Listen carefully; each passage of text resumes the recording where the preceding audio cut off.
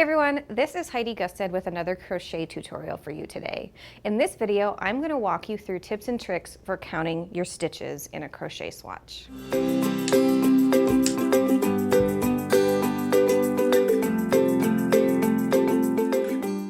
So when you're working on a crochet project, it's important to know how many stitches are in your row or round.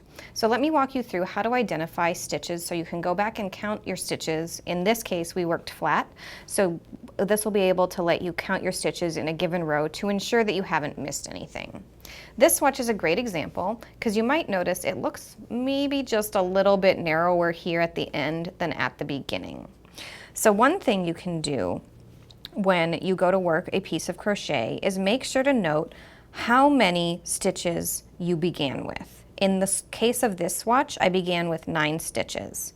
And the way I know that, if I've forgotten it, is I look at my swatch and I look specifically for these little arrows or V's with a necktie. If you're counting this way, you can see the V and a necktie right under it. Or if you're counting this way, you can look for the upward pointing arrow pointing toward that horizontal bar of yarn, okay?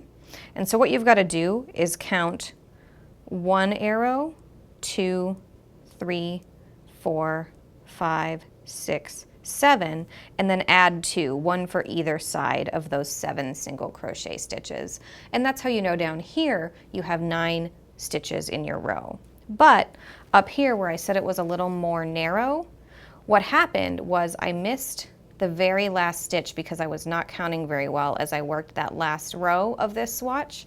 And so instead of 7 V's, if we look at this side, we have 1, 2, 3, 4, 5, 6, 7 on this side. But over here, if we look at the stitch count at the top, it's only 1, 2, 3, 4, 5, 6, 7, 8 because I missed the very last stitch when I worked this last row. So just remember to count all the way across your row as you work, and then if you're not sure and want to go back to count how many stitches you worked, look for those V's or arrows with that horizontal bar of yarn. We hope you enjoyed this crochet video tutorial. If you have any comments or questions for us, go ahead and let us know in the comments, and don't forget to tune in again soon for even more video tutorials.